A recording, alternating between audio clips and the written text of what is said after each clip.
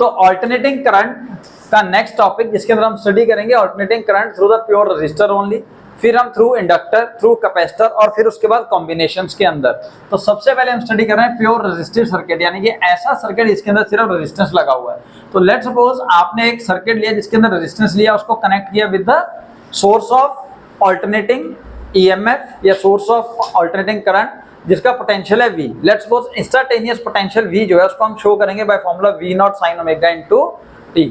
अब जैसा आपको ने देखा है कि यहाँ पे मैंने करंट को एक पर्टिकुलर डायरेक्शन में बताया है, बट एक्चुअली यू नो कि ऑल्टरनेटिंग करंट जो है वो आफ्टर हाफ साइकिल अपनी डायरेक्शन रिवर्स करता है।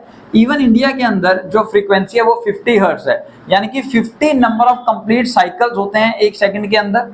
तो इसका मतलब 100 टाइम्स ऑलमोस्ट करंट जो है वो एक सेकंड में अपनी डायरेक्शन रिवर्स करता है, चेंज करता रहता है। तो यहाँ पे सर ये कैसे लिया हमने एक डायरेक्शन में, हमने एक given instant of time T पे सपोज इसकी लेट्स सपोज दिमाग में लगाइए, एज्यूम किया कि इसकी फोटो खींची और वो करंट उस टाइम पे इधर को जा रहा है, यानी कि हम उस टाइम का ही केस स्टडी कर रहे हैं जब करंट इस डायरेक्शन में फ्लो कर रहा है। अदरवाइज इस साइकिल के बाद वो इधर जाएगा, फिर इधर जाएगा, फिर इधर जाएगा, ऐसा होता है ऑल्टरनेटिंग करंट। तो लेट्स सपोज कर लीजिए अब पोटेंशियल है V not sine omega into t. अब यहां से आप क्या करेंगे, यहाँ पे पोटेंशियल ड्रॉप होगा पुत्र I into R according to Ohm's law, है ना। तो हम यहाँ पे किरचॉफ लॉ लगाएंगे। तो किरचॉफ लॉ के लिए सपोज आप एक लूप लगाइए, ये लूप। तो आप यहां से चले, जैसे यहां से चले कुछ नहीं यहाँ पे आया पोटेंशियल I इंटू आर। अब जिस डायरेक्शन में आप जा रहे हैं उसी डायरेक्शन में करंट है, तो यानी कि current higher to lower potential में जा रहा है तो I इंटू आर नेगेटिव, और ऊपर से नीचे आएंगे तो करंट इधर को जा रहा है, तो यानी कि नेगेटिव से पॉजिटिव आप पोटेंशियल इंक्रीज हो रहा है। तो मैंने सिंपल लिख दिया V minus I into R is equal to 0। तो I इंटू आर को उधर ले गया तो I is equal to V by R. तो V का वैल्यू आपने पुट करना है V not sine omega into T. So I is equal to V not sine omega T divided by R। अब V नॉट क्या है, it is the peak value of the potential in the circuit which remain constant, जो constant रहेगी maximum value, और R भी एक constant है that is called the resistance of the circuit. तो V नॉट बाय R ये एक और एक कांस्टेंट टर्म आ गई that is called the peak value of alternating current. This is the peak value of alternating current, ठीक है पुत्र। तो हमने इसकी जगह V नॉट बाय R की जगह I नॉट पुट किया। So I is equal to I naught sine omega into T। अब आपने कंपेयर करना है कि करंट और पोटेंशियल में क्या रिलेशन है। आप ध्यान से अगर देखें तो यहाँ पे करंट और पोटेंशियल का जो फेज है वो सेम है। फेज क्या होता है, phase is the angle beside sine and cos. Sine या कॉस के पीछे ये जो एंगल लिखा जाता है इसको कहा जाता है फेज। तो आप यहाँ पे दोनों केस में देखिए ओमेगा टी और ओमेगा टी ही आ रहा है in terms of current and potential. तो we can say the phase difference is 0। अगर इसका फेज डिफरेंस, इसका फेज φ1 है, इसका φ2 है, तो φ2 माइनस φ1 करेंगे तो वो 0 आ रहा है। तो अगर फेज डिफरेंस 0 है तो हम कह सकते हैं current is in the same phase with the potential when alternating current passes through the resistor only. तो अब हम स्टडी करेंगे phasor diagram. Phasor diagram basically हम क्या करते हैं, टाइम एक्सिस के एक्स एक्सिस के लॉन्ग टाइम को लेंगे और वाई एक्सिस के अंदर हम पोटेंशियल या करंट को ड्रॉ करते हैं और कंपेयर करते हैं एक ही डायग्राम में, तब उसे कहा जाता है फेजर डायग्राम। अब लेट्स सपोज कर लीजिए आपने यहाँ पे कुछ इस तरीके का ग्राफ बनाया, ये टाइम है और आपने सबसे पहले एक एरो ड्रॉ किया विच इज एट फेज से या at an angle theta omega T with X axis और टाइम से ओमेगा टी। तो फॉर्मूला लिखा है V is equal to V not sine omega into T. तो लेट्स सपोज मैं पोटेंशियल के लिए सबसे पहले फेजर डायग्राम बनाऊंगा। तो V नॉट जो है that will give by the length of arrow. Length of arrow जो है ये हमें peak value of alternating current या अल्टरनेटिंग पोटेंशियल दे देता है। तो ये रहा जी पीक में वैल्यू V नॉट मैंने लिखा है यहाँ पे, ठीक है जी, ये V नॉट हो गया।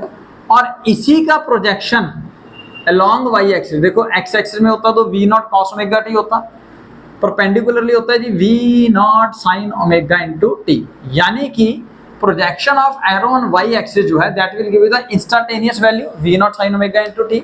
अब ये तो है आपका डायग्राम V और T का, है ना। अब अगर आपको I और T का डायग्राम बनाना है और इन दैट केस अगर आपने करंट लेना है तो आपकी वैल्यू करंट जो है वो पीक वैल्यू थोड़ी सी कम आएगी because of formula V naught by R। तो यानी कि अब यहाँ पे फेज डिफरेंस कितना है दोनों में, 0, because both are in the same phase. तो हम क्या कह रहे हैं कि सर करंट जो है that will be on the same line, वो सेम लाइन पे होगा with the same phase omega into t with respect to V naught and I naught there should be no phase difference. अब again I naught का projection along y axis कहलाएगा I naught sine omega into t. This is the phasor diagram for a circuit which contains resistance only. अब तो ऐसे ही wave diagram है। Wave जैसा कि इक्वेशन के अंदर साइन का फॉर्मूला है, तो साइन वेव बनने वाली है, आपको पता है साइन वेव ये होती है, ठीक है जी। कॉस वेव अगर पॉजिटिव कॉस है तो यहां से शुरू होगा, अगर नेगेटिव कॉस है तो सर यहां से शुरू होता है, ठीक है। तो अभी हमारे पास साइन वेव है तो हमने साइन वेव बना दी।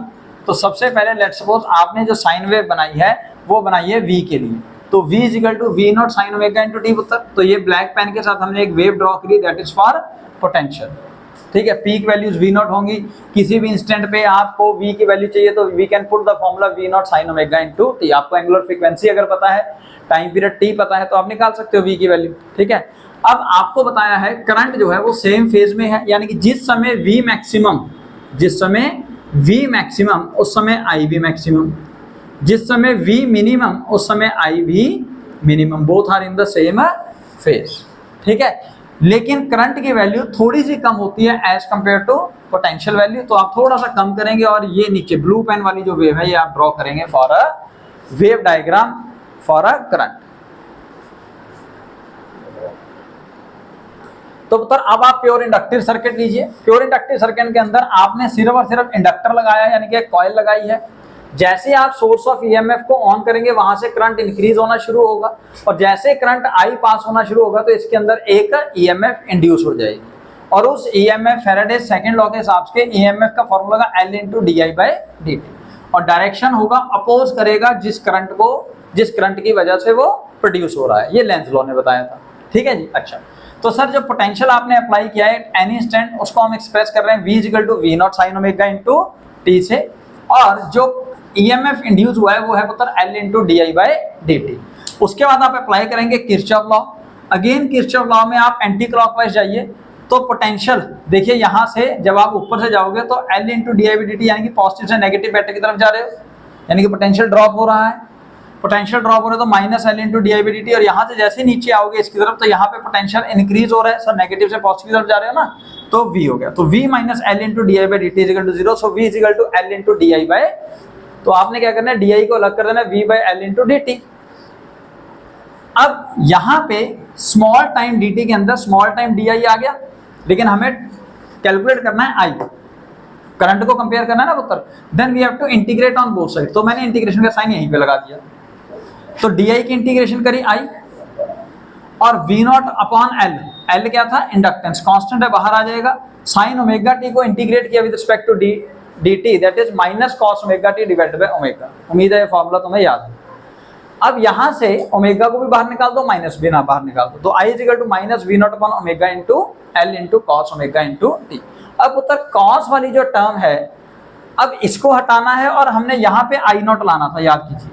तो इसके लिए हमने क्या किया, ओमेगा इंटू L को एक न्यू टर्म लिया XL, that is called inductive reactance. This inductive reactance plays a same role as resistance plays in the resistor, ठीक है जी। तो वहां पे V नॉट अपॉन R था, याद कीजिए, यहाँ पे V नॉट अपॉन XL आ गया, तो XL क्या है L ओमेगा या omega into L, this called inductive reactance, याद कर लीजिए, वेरी इंपॉर्टेंट। अच्छा सर, उसके बाद minus V naught upon omega into L cos omega t। अब यहां से आपने I नॉट रख दिया V नॉट अपॉन XL की जगह कॉस ओमेगा t। अब यहाँ पे आपने कंपेयर करना है I को विद V, पर इशू क्या है कि यहाँ पे साइन है वहां पे कॉस है, तो इसको इजी बनाने के लिए हम क्या देखते हैं कि साइन 90 प्लस थीटा और साइन 90 माइनस थीटा दोनों केस में ये कॉस थीटा के बराबर होता है, ठीक है पुत्र। तो अब कौन सा लें, 90 प्लस थीटा या 90 माइनस थीटा लें। यहाँ पे आपने ये सोचना है कि यहाँ पे अगर आप साइन 90 प्लस थीटा लेंगे तो जैसे ही minus sine theta is equal to sine minus theta होता है, यानी कि ये नेगेटिव साइन अंदर जाएगा। तो अगर मैं ये पॉजिटिव लूंगा तो ओमेगा टी माइनस हो जाएगा और π/2 तो नेगेटिव रहेगा, कोई बात नहीं, लेकिन ओमेगा टी नेगेटिव हो जाएगा अगर मैं इसको पॉजिटिव लेता, यानी कि अगर मैं π/2 प्लस ओमेगा टी करता और फिर नेगेटिव को अंदर लेके जाता तो नेक्स्ट स्टेप में माइनस ओमेगा टी माइनस π/2 हो जाता ना पुत्र। तो अब मेरे को कंपेयर करना है प्लस ओमेगा टी के साथ, तो मैं माइनस ओमेगा टी को नहीं कंपेयर कर सकता, तो इसलिए हम यहाँ पे साइन 90 माइनस थीटा ले रहे हैं, साइन 90 माइनस थीटा। जब अंदर जाएगा तो ये माइनस प्लस हो जाएगा पुत्र, नेगेटिव साइन अंदर जाते ही, तो omega t minus pi by 2। अब आप देखिए इस इक्वेशन को I is equal to I naught sine omega t minus pi by 2 और V is equal to V naught sine omega t को जब आप कंपेयर करेंगे तो आप देखेंगे करंट जो है वो पोटेंशियल से पीछे रह जाता है in a phase by pi by 2। So current lags behind the potential, lags the potential by pi by 2 और 90 डिग्री। तो इस हिसाब से करंट जो है वो पीछे रह जाता है by the potential bye 90 degree. तो अगर आप फेजर डायग्राम बनाएंगे तो सपोज सबसे पहले आपने ब्लैक पेन के साथ पोटेंशियल लिया और जो एरो की लेंथ है वो आपको पीक वैल्यू ऑफ पोटेंशियल बताती है। इसका projection along y axis V naught upon V naught into sine omega t यानी कि इंस्टेंटेनियस वैल्यूज बताता है और ओमेगा टी फेज डिफरेंस है। अब जो करंट है पुत्र वो पहले ही मैंने ग्राफ ड्रॉ कर लिया है, करंट जो है दैट लैग्स बाय 90 डिग्री। तो ये रहा आपका current I naught that lags by 90 degree. तो ये रहा आपका फेजर डायग्राम। ये रहा आपके पास वेव डायग्राम, यानी कि अगर ब्लैक पेन आपकी साइन वेव है फॉर पोटेंशियल तो करंट के लिए जो वेव है या तो माइनस कॉस से स्टार्ट हो रही है यानी कि नीचे से, मैंने बताया है अभी आपको, या फिर sign omega t minus pi by 2 यानी कि again phase difference pi by 2 होने की वजह से वो 90 डिग्री पीछे, यानी कि जिस समय ये मिनिमम वो मैक्सिमम ऑपोजिट, ठीक है, विद नेगेटिव साइन, ठीक है, विद साइन ऑपोजिट, ये 0 तो ये मैक्सिमम, अब ये मैक्सिमम तो ये 0, अब ये 0 तो ये मैक्सिमम, इस तरीके से चलता रहेगा vice versa. So this is be your wave diagram. तो पुत्र अब आपने क्या करना है, करंट को पास कराना है थ्रू द कैपेसिटर ओनली। एक कैपेसिटर लगाया, सोर्स ऑफ एसी लगाया, जैसे ही करंट जाना शुरू हुआ तो वहां पे चार्ज स्टोर होना हुआ। सपोज इसका कैपेसिटेंस है सी, तो चार्ज आ गया प्लस क्यू और माइनस क्यू, जिसकी वजह से पॉजिटिव और नेगेटिव चार्ज सेपरेट हो जाएंगे और यहाँ पे बीच में डेवलप हो जाएगा पोटेंशियल। कितना पोटेंशियल डेवलप होगा सर, क्यू बाय सी, ठीक है। अब अगेन लगाएंगे Kirchhoff law, V minus Q by C is equal to 0, so Q by C is equal to V की वैल्यू पुट करी V not sine omega into t, तो Q is equal to C V not sine omega into t. लेकिन हमें Q नहीं चाहिए sir, हमें compare करने के लिए चाहिए करंट। करंट का फॉर्मूला क्या है, dq by dt, so I is equal to dq by dt। I put the value of Q here, C V not sine omega t, C V not constant बाहर, differentiation of sine omega t cos omega t into differentiation of omega t, यानी कि omega t की differentiation omega, omega को भी बाहर निकाल दो, C omega V not into cos omega t पुत्र। अब V नॉट को ऊपरी रखो, C नॉट को, C ओमेगा को किसी तरह से हमने हटाना है ताकि नीचे ले जाके हम यहाँ पे V नॉट अपॉन समथिंग रख के उसको I नॉट बना दें। तो उसको यहाँ देखिए, this is called XC, this is called capacitive reactance. So capacitive reactance is equal to 1 by C omega which plays a same role again as inductive reactance plays a role in inductor and resistance plays a role in a resistor। तो यानी कि यहाँ पे हम लिख सकते हैं I naught equal to V naught by XC। तो अब XC क्या है पुत्र, that equal to 1 by C omega, तो मैंने लिख दिया I equal to I naught. अब cos ओमेगा t की जगह अब यहाँ पे वैल्यू पुट करी sin 90 प्लस थीटा, क्योंकि यहाँ पे हमें कोई शोर शराबा है नहीं है, ओमेगा को कंपेयर करना है, वो पॉजिटिव नहीं है। So sine omega T plus pi by 2। तो यहाँ क्लियर हो रहा है कि करंट जो है वो लीड करता है to the potential by pi by 2 और 90 डिग्री। तो अब यहाँ पे पुत्र phasor diagram, again phasor diagram के लिए आपने टाइम के साथ V का ग्राफ ड्रॉ किया, तो V नॉट आया, V नॉट मैक्सिमम वैल्यू है यानी कि लेंथ ऑफ एरो बता रहा है, और इसका projection along y axis V not sine omega t बताता है। अच्छा, अब मेरे को करंट के साथ फेजर डायग्राम बना के अंदर ही करंट के साथ टाइम का ग्राफ ड्रॉ करना है। तो पुत्र हमें यहाँ पे पता है कि करंट जो है वो पाई बाय 2 लीड करता है टू द पोटेंशियल, तो यानी कि यहाँ से 90 डिग्री में आगे जाऊंगा तो यहाँ आ जाए, ब्लू पेन से मैंने करंट ड्रॉ कर दिया, ठीक है पुत्र। अब अगर वेव डायग्राम लें तो ये अगर साइन एक्सिस हमारा साइन वाली वेव जो है वो सपोज V की वेव है, तो करंट की वेव जो है वो 90 डिग्री ज्यादा, या फिर ये कह लीजिए पॉजिटिव कॉस वाली वेव होगी, तो पॉजिटिव कॉस वाली वेव ये है पुत्र। तो जब ये 0 ये मैक्सिमम, जब वो मैक्सिमम वो 0, अगेन ये 0 तो ये मैक्सिमम, पॉजिटिव या नेगेटिव वो अलग बात है, वो आपने टाइम के हिसाब से देख लेना।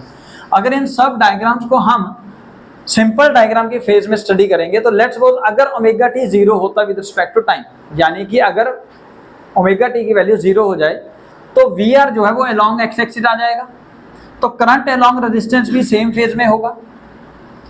अगर इंडक्टर का केस है तो current along inductor sir lag कर रहा है बाय 90 डिग्री, यानी कि यहां से 90 डिग्री पीछे रह गया। और अगर सिंपल डायग्राम कैपेसिटर का बनाना है तो अगर वी आर बना रहा हूं मैं, इसके क्रॉस पोटेंशियल, ठीक है ना, तो VL और VC होएगा ना। तो इसके अक्रॉस पोटेंशियल से कैपेसिटर के अक्रॉस पोटेंशियल VC, तो इसके अक्रॉस करंट IC 90 डिग्री आ गया, 90 डिग्री। तो इस तरह से ये आपका बेसिक कंसेप्ट यहाँ पे खत्म होता है।